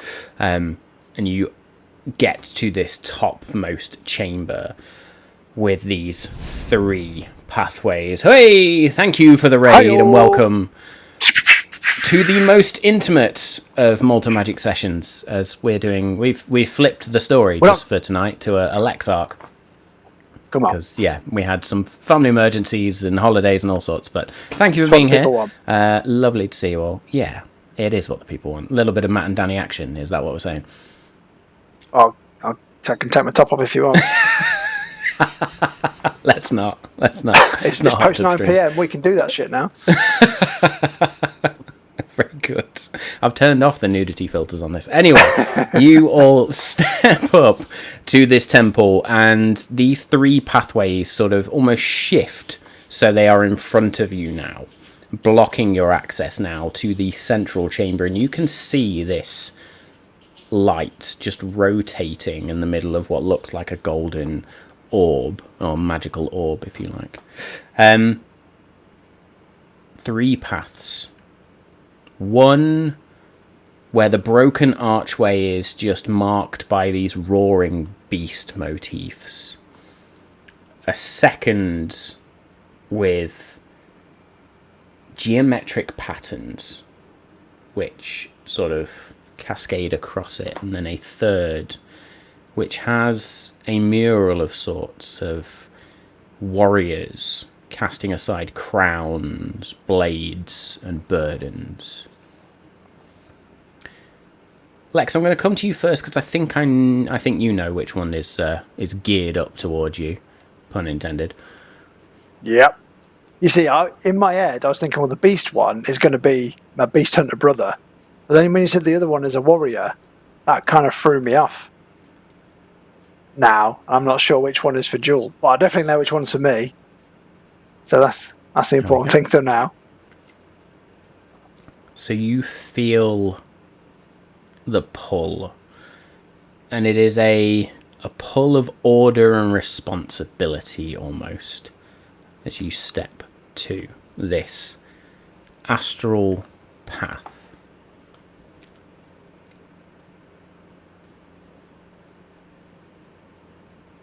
I would like you, as you step through, if you are going to step through this archway 100%. and onto this astral path, I would like you to make me a concentration check, please. Oh, I'm going to use my inspiration because that was Very good. shit. I'm glad I did because that's a nat 20, baby. Natural 20. I can hit the button. Press the button. He says, work. Oh. Make you work. Oh, there we go. There we go. I was going to say that was going to be a fucking anticlimax, wasn't it? That was a massive anticlimax, but no, we got there in the end. Very good. So as you take those first 5 steps onto this path, the path stretches before you, almost infinitely, and you just sort of hold yourself and concentrate on your destination, and the path just seems to shrink. Comes closer, you see your destination, that golden orb with this rotating light in the center of it. I would now like you to make me a wisdom saving throw, please. Oh, they're my worst ones. It doesn't matter because that's another nat 20. Ah, shit the bed. Fucking hell, 2 in a row. I'm using this dice all the time. I absolutely would. This is my old Ander Fey dice. I don't know why I picked it today. Well, call back to Ander. Fan favourite of campaign 1. Very good. A surge of energy just cascades towards you and roils over you, and in this moment, feelings of doubt, of powerlessness, and fear try to overwhelm you. Describe how Lex overcomes this. So, the feeling of doubt and inadequacy, I suppose, it's kind of what the temple is trying to do.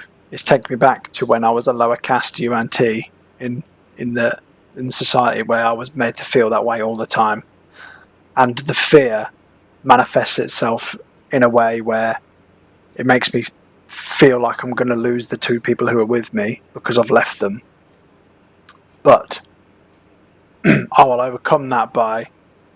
I used to fight my emotions, but now I will brace them. I will feel them all. So I will feel that inadequacy. I will feel the fear. But then I will just use it to fuel my legs forward through the path. So I'm not going to fight them. I'm going to embrace them.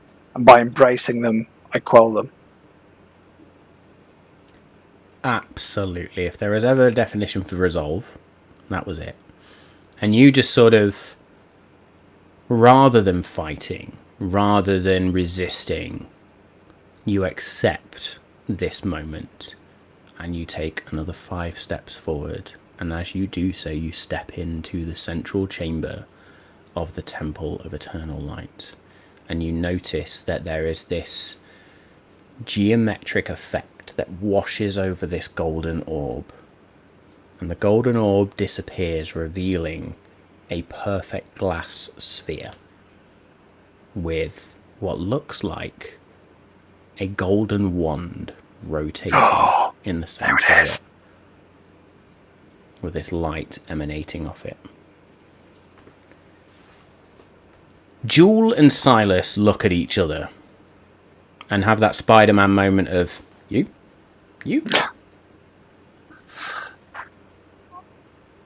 Jewel looks at these 3 archways.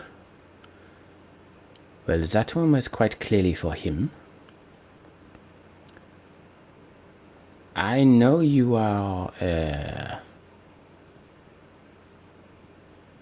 member of a beast hunter clan, but I feel that this one calls to me. She points at the one with the bestial motifs, roaring beast motifs on it. And Silas sort of looks and chuckles.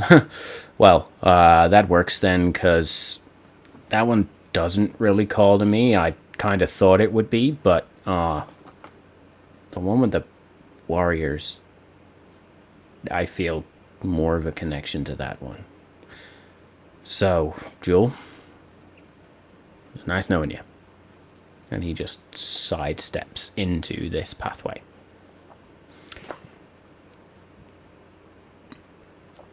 As Silas steps into this astral pathway, then, same effect occurs. The path elongates infinitely. But that seraphic stag spirit appears once again. And in a whisper, I will not ask you to fight me, Silas. But this path requires sacrifice. What will you give? What will you give in order to obtain this item that your brother needs?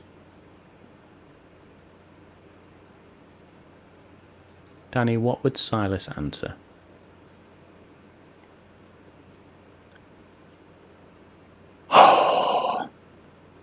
My gut reaction was going to say himself, but because he would be that selfless, and he obviously harked to it earlier when he said he would give himself to save the world. But I don't think in this moment that would be the answer, because there's still too much to lose. So I think he would give up his... So you know he's like the Anarian Beastmaster. He would give up all of that, his status, his title, his Beast Hunter prowess, everything, just to go back to bog standard Silas. Everything he's ever earned and accomplished in his life, he'd give that up, because his life isn't quite needed to be given up yet. So Silas turns back to this angelic, seraphic stag. I've learned many things... wrong voice. I've learned many things since that day. I don't need to give up my life because he still needs me, but everything else from that moment to this. If you need it, take it.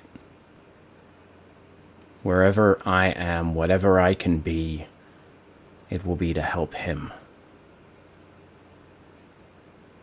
So if that's what it takes to get him whatever this is and to complete his task, then I give it all. And I would give it all 100 times over.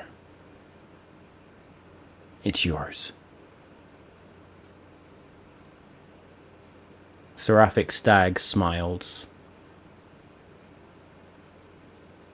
Your honor shines through.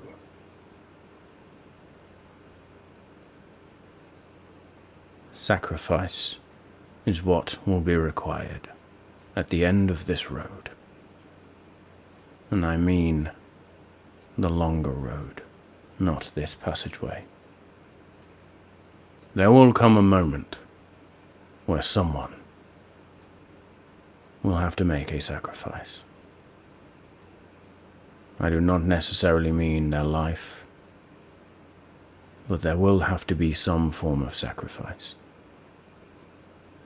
That is the path you must now understand and share. Go on, and know that sacrifice is coming, whether you like it or not. And that seraphic stag disappears. And the path shrinks down, and Silas just sort of appears next to you as a crack appears in that glass. And then begins to spread out like veins throughout this glass orb. Did I do it? What? What the fuck was that? Oh, thank God you're here. It felt like an eternity. I've been here for ages on my own. I think that's a good sign. And I'll pat him on the back. That path went on forever. You okay? What test did you have to pass? Mine was an emotional one. I'm not sure mine was a trial as such, but I guess it was. I kind of had to make a promise to myself. In a way, I had to quell all the doubts inside me. There should be no doubts inside you, brother. I've seen your power. That's the conclusion I came to. I was told that at the end of this road, there will need to be a sacrifice. As in someone's life? I don't know. They seem to imply not necessarily. So I don't know what from you or from one of us. Again, it wasn't clear. They just asked me to share that sacrifice is required. Not from you, it's not. Not from you. Let me make that clear. That's future us's problem. Let's focus on right now. I agree. I've changed my fate once. Do I just hit this and it shatters, or no? I think we gotta wait. I revealed this by turning up. You turned up and it cracked. I think Jewel turning up is the last piece to reveal what we need inside. And I'll point to the wand. Oh. Okay. Silas sits on the floor, takes out a stick and a knife, and just starts whittling. Take the boy out of the village. What? Gotta do something with my hands. Jewel. I'll seeing Silas seeing Silas sidestep into this pathway, then looks where these roaring beast motifs snake up this archway. Oh well. Another journey into the astral. And she's just going to prance almost, just sort of stealthily dart in to her pathway, which again forms an infinite road, an astral scene around her, and she sees further than anybody else in this moment. She sees the three paths all converging eventually in a pinprick of golden light. She watches as you zoom. Silas zooms along a path. But standing in front of her, a jaguar. Golden and glowing. Which snarls. Danny, I would like you to roll a d20 for me, please. 11. 11 on the d20, which will give Jewel initiative of 16. And I rolled a natural 1. So as this jaguar pounces, Jewel steps to the side. Danny, I would like you to make a decision from here on in. Do you want Jewel to attack? Do you want her to move? What would you like her to do? I think she should dodge and evade. You want her to dodge and evade. In which case, I would like you to roll me an acrobatics check for Jewel, which will be a d20 plus 15. Oh, 32. 32. Fantastic. That is now Jewel's armor class, essentially, for the next round. So, quick change of notes to go back. No, that's not the one I wanted. That one. This solar jaguar, which Jewel has faced off with before, a similar creature, is going to, as she dances away about 20 feet, it's going to run up these 20 feet and is going to attempt to launch with claws at Jewel. Now this is going to need to be a critical to hit Jewel with her current AC. Come on. And I shit you not. You bastard. I'm taking a picture. I'm not having anybody tell me that was not a natural 20. I've not touched the dice. I've done anything. I'm sending the picture as we speak. There is a natural 20. Fuck. That's going in the chat. Fucking awesome. Where's my button? I got a natural 20. There we go. Glad to see nieces are giggling again. Again, I apologise. Adult language. You were warned. But there we go. So this Jaguar then is just going to launch and is going to use their Sunfire Pounce ability. I need Jewel to make me a strength saving throw as this will hit, which will be a d20 plus 1. 6. 6. Why did I choose defense? I should have just fucking poked her in the eye. Alright, it's all good. It's all good. This is all part of it. So, what is that? That will be d10s. 1. So as she's trying to evade it, she's like, "We don't need to do this." As it's attacking, obviously she's trying to talk to him. It doesn't. Obviously not working, is it? I mean, you no harm. But that will be, what is that? 16 plus. That's going to be 20 points of slashing damage. I did joke to Dave we'd give Jewel an honourable death tonight. I didn't actually mean it, but you never know.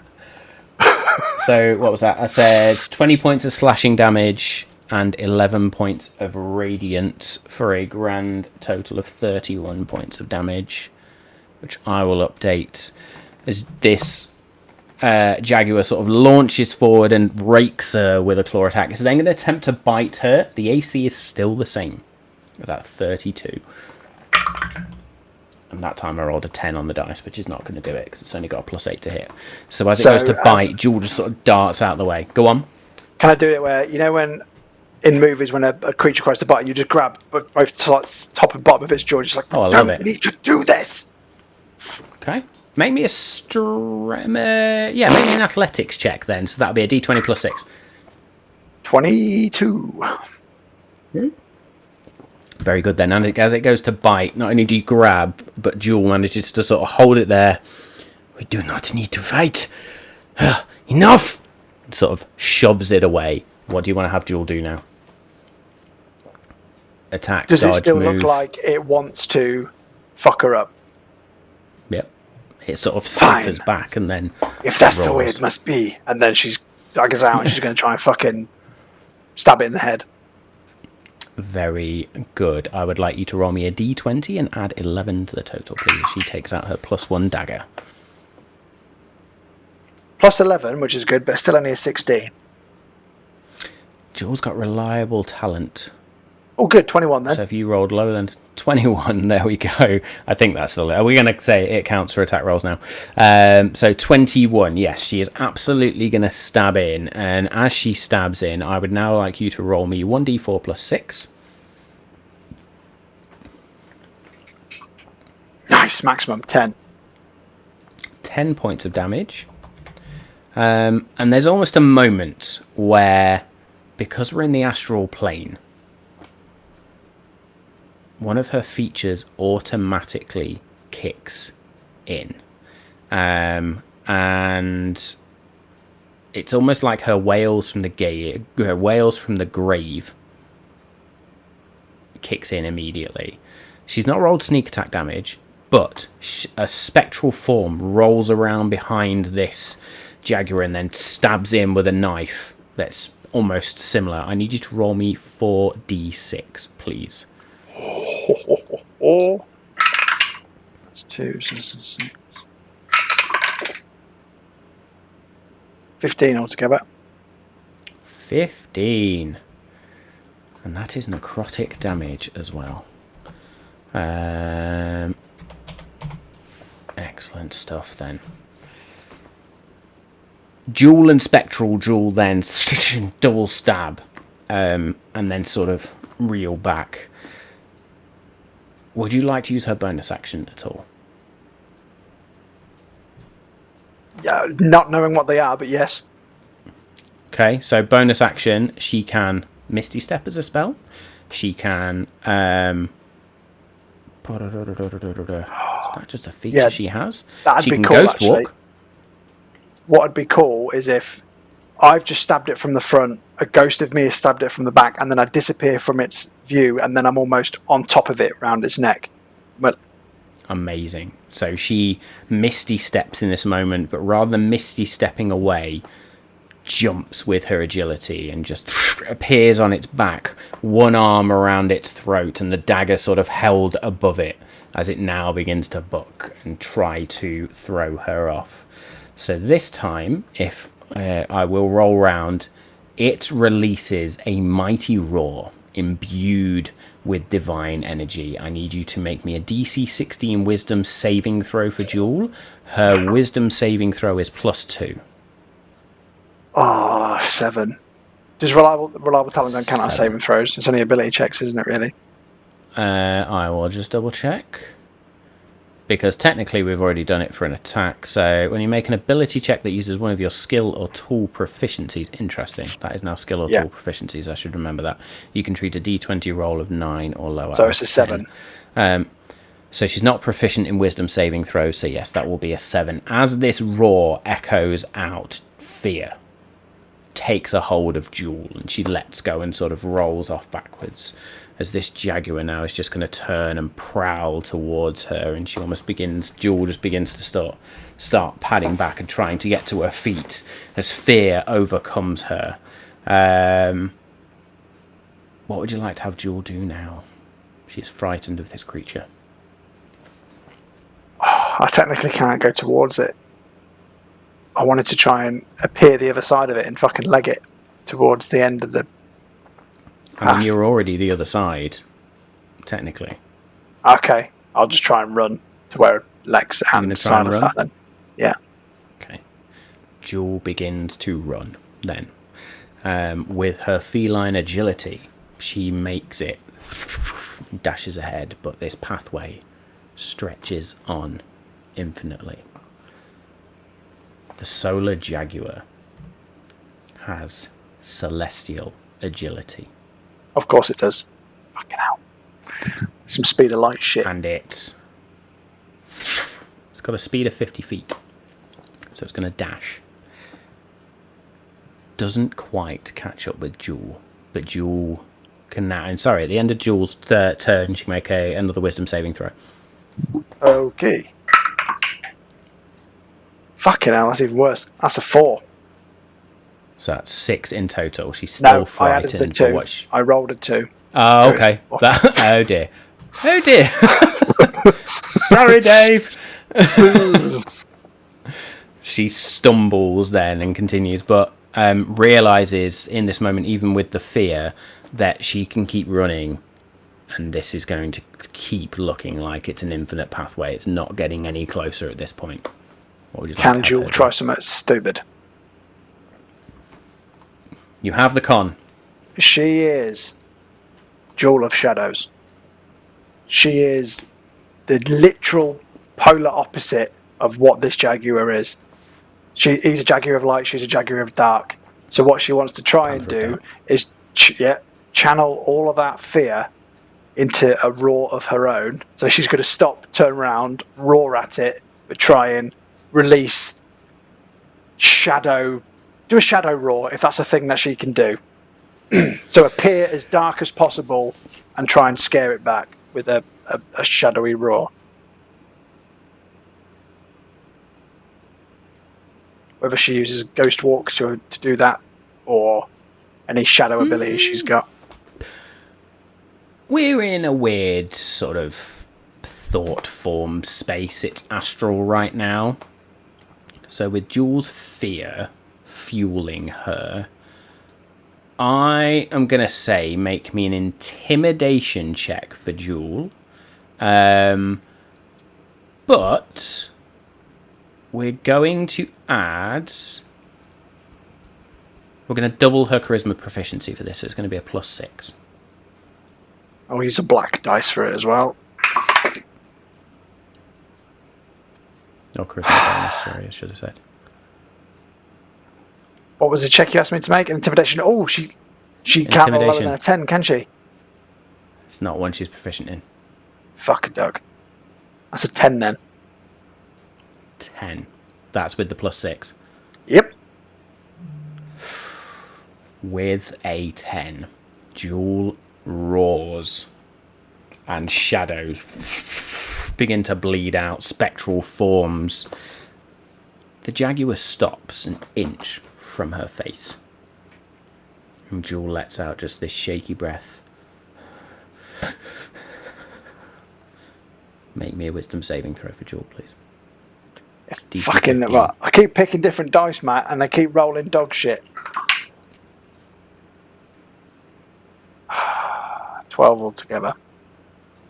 12 still doesn't overcome that fear. And the Jaguar in this moment then is going to attempt to make 2 attacks against her. So the first one's going to be a bite attack, which I don't think is going to hit. That is a 13 to hit Jewel, which doesn't. She's got an armor class 17. And then the claws are going to come across. That will hit, because, oh no, that's an 11. I'll say that's 19, that will hit. So that's going to be... So she hasn't got the 32 armor class anymore from the original thing? Okay. That was only for that first roll. So that is... What did I say? That's 14 points of slashing damage. No, not 41. 14, Matt. Come on. And then an additional... D8. 1 point of radiant damage. She takes those claws and they just rake across her stomach. Ah! What would you like to have Jewel do? I'm going to stab it under the chin. Okay, this will be a disadvantage because they are in line of sight. Okay. So it's +11, but a disadvantage. 14's the best I got. She shakily goes to stab, and the Jaguar just moves its head out the way. As the attack whiffs past. What's Ghost Walk do? Ghost Walk, as a bonus action, you assume a spectral form in which you have a flying speed of 10 feet, you can hover, and attack rolls have disadvantage against you. You can also move through creatures and objects as if they were difficult to aim, but you take 1d10 force damage if you end inside a creature or an object. You can take this form for 10 minutes or until you end it as a bonus action. Right, in that case then, I will go into ghost form and just go 10 feet into the air above it. Nice. So you do, just sort of Jewel turns fully spectral, full phantom in this moment, and just rises off the floor, that fear fueling her. I would like another wisdom saving throw, please. Don't be shit. 19! 19 will work. In this moment, as she turns spectral, she realises now she has the upper hand. Two can play at this game. Anything else on her turn? She's got movement technically, so she'll fly away from it. Okay, so she's got a flying speed of 10 feet, but she'll move. Oh, she's got up 10 feet. Drift away. So I suppose she goes diagonal 10 feet. Yeah, it's fine. Doesn't matter. In this moment, then the Jaguar is going to pounce forward and try and attack with the bite and claws again, but this will be at disadvantage. First one. That was a natural 20 in there, motherfucker. But that was 6 plus 8. Not going to hit. Yes! And Come then on. The claws. Yeah. What's that? Unnatural 20. Or a 13. Both of those are going to miss. As the Jaguar goes to pounce and sort of the jaws snap and the claws rake through Jewel's spectral body. The Jaguar then sort of falls to the floor and rolls. Is now the other side of Jewel, but skids to the side and then just snarls towards her. What is Jewel doing? I just realised we've got no music as well. I'll put that on. Is this road something that you could be knocked off of? So is it just like a bottomless abyss underneath it? Potentially. So I want to fly down and drop kick that motherfucker off the off the path. Okay. Make me an unarmed strike, which for Jewel... in fact, you can use cat's claws for this. So it will be a d20 plus 6. 19. 19 will absolutely hit. Roll me 1d6 plus 1 damage, please. 4. 4 points of damage, which will get you to... Excellent stuff. I'm going to have the Jaguar make a dexterity saving throw. Come on. Which it makes. Roll a 16 on the dice. It's got a plus 8 to dexterity. Of course. So there's no way it's fallen off. So, but you do connect and sort of drop kick, or sort of. It's almost like a flying kick, if you like, down towards this Jaguar, trying to kick it off the side. It sort of scrabbles to the side, and then you can see it just rakes its claws along this spectral path and pulls itself back up. Anything else on Jules' turn? I will... Does that count as technically my movement? Because I've gone 10 feet towards it. I can't now... No, it's your attack. I mean, you can still move. You've got walking speed. You're just hovering 10 feet in the air. I'll disengage them. Bonus action, disengage. And you're moving backwards now, back towards the entrance? Well, towards where Lex and Silas are.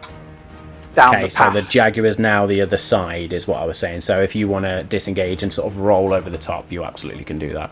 Yeah, alright. I'll roll over it like a Starsky and Hutch over the bonnet. 100%. Jewel just sort of slides over the top and then begins to run as that Jaguar sort of pulls itself back. Jewel would have moved 30 feet there. So...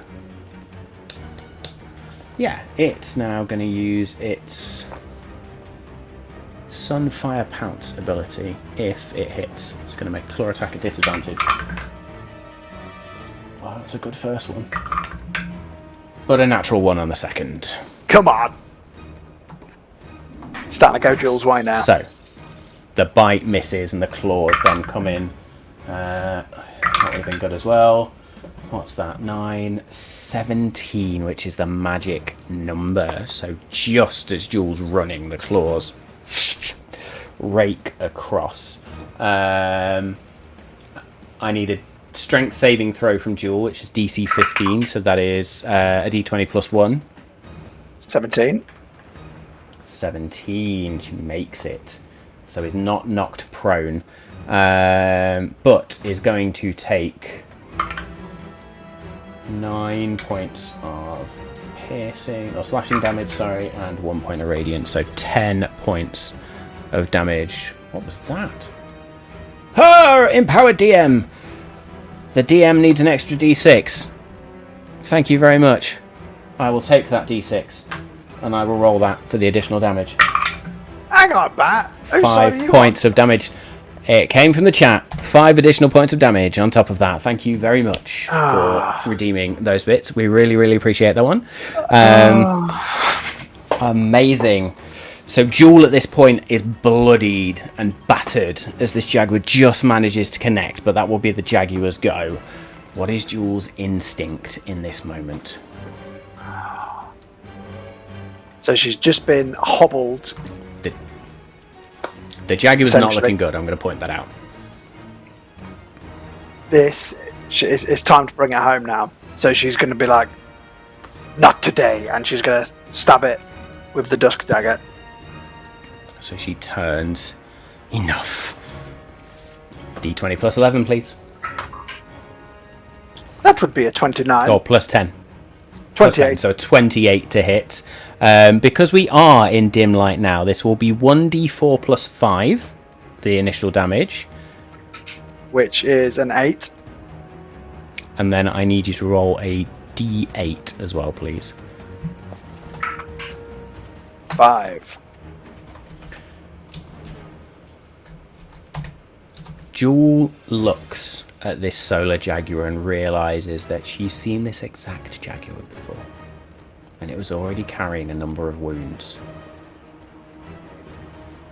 And as it rakes those claws against her. She stabs in the dusk dagger and twists, and there is a flash of astral power as the psychic energy roils through this solar jaguar, and that light of the solar jaguar dims and dims until there is just a normal jaguar now that rolls onto this pathway. As Jewel withdraws her blade, I'm going to take a bit of poetic license here, if I may. I am sorry.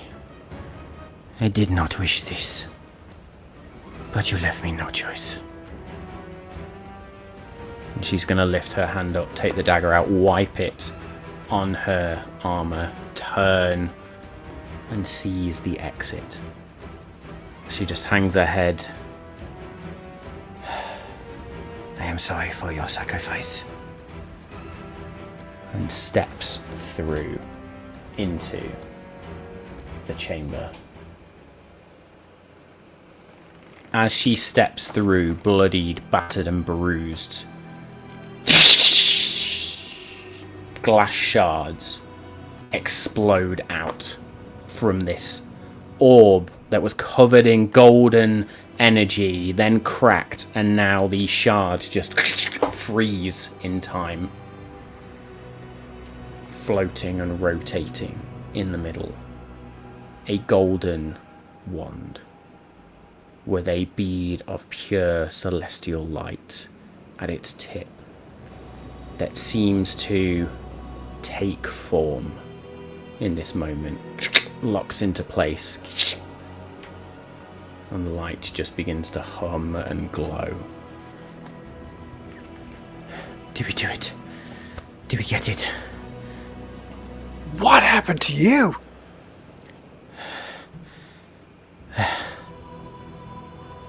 Instinct.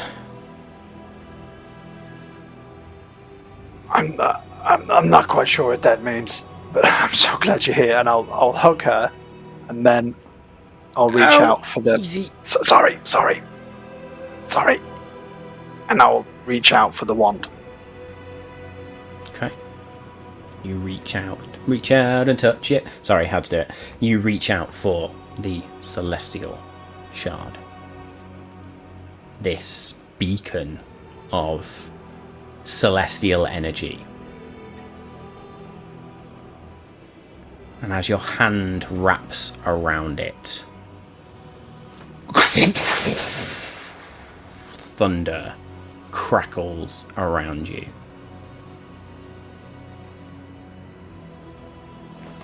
And the sky above the temple, as you see through what looks like an oculus at the top, a purple tear. Tendrils of shadow energy begin to bleed out and descend towards the temple as you grab that celestial shard and pull it towards you. Silas looks at you. What the fuck is that? I think it's supposed to happen. We're just gonna have to go with it. We need it. Whatever the consequence, we have to face it. Lex, that does not look good. Is that not the void? I will shout in Celestial, because now I know why Mechanus taught me that. It makes perfect sense. I will shout, the shard is mine! I earned it by right! As I try and pull it, claim it as my own. I now need to just double check as to whether I have created this. I believe I have. In fact, I need to add. Bum bum bum. Yes, you can search for the Celestial Shard and add that to your inventory, should you wish. Happy days. So I've got the Mortal Keystone and I've got the Celestial Shard. You have indeed. In my possession. And I can't remember who's got the Feywild Amulet. Hang on, we didn't give it to fucking Callum, did we? We didn't ask him to hold on to it, did we? Because he's a Fey guy. Hang on, I'll panic about that in a minute. Fuck! Thanks. Oh, no. Right, yeah. Celestial Shard, thank you. So, yes, one of the abilities, one of the powers of the Celestial Shard, is the ability to unravel darkness, negating all magical darkness and void-born illusions. We're going to play with that a little bit right now. I would like you to make me a spellcasting ability check at advantage, please. Come on.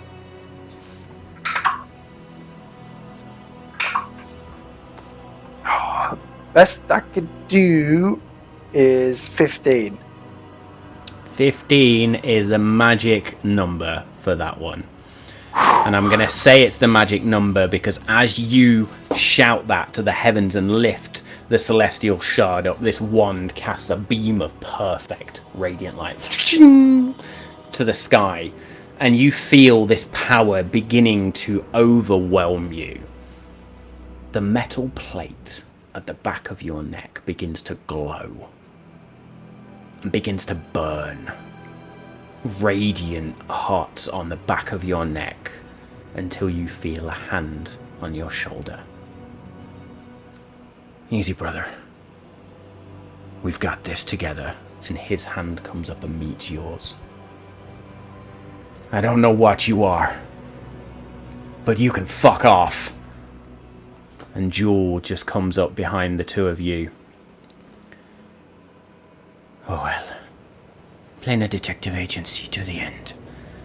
Places her hands on your shoulders. I don't know what I can add, but I will give it. And in that moment, a surge of radiant light that hits, that tear, and you watch as it begins to shrink and shrink. And a voice.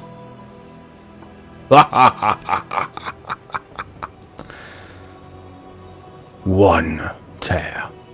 Is that all you can manage? One tear.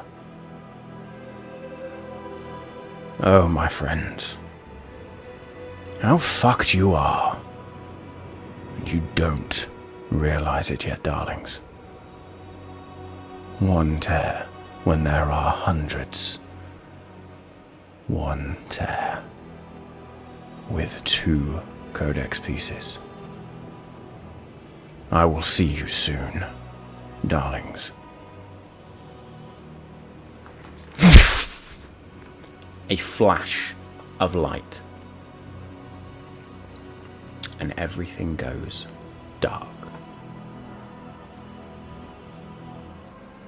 And with that, a little bit early tonight, but we are going to finish.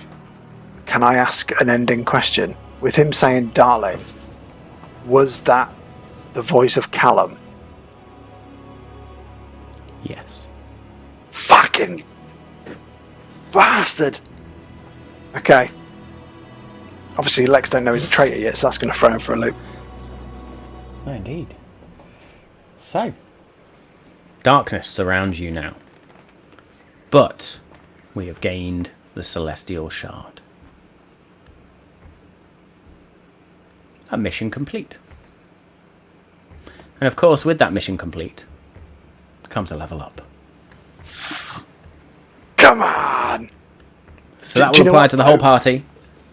The fact that you said you've got 2 has confirmed for me. I think Callum's got the 3rd one. So we've still You've got 2.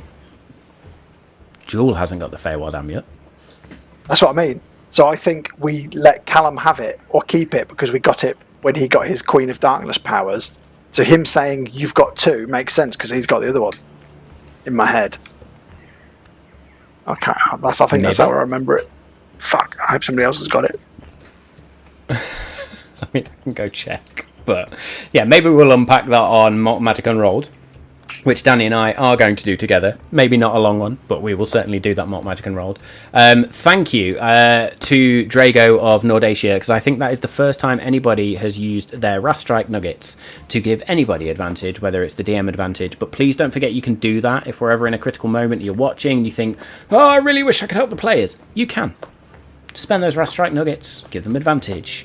There's all sorts of things you can do there, so go check that out. And if you do want to catch those episodes of Malt and Magic Unrolled, then please go and subscribe to Patreon.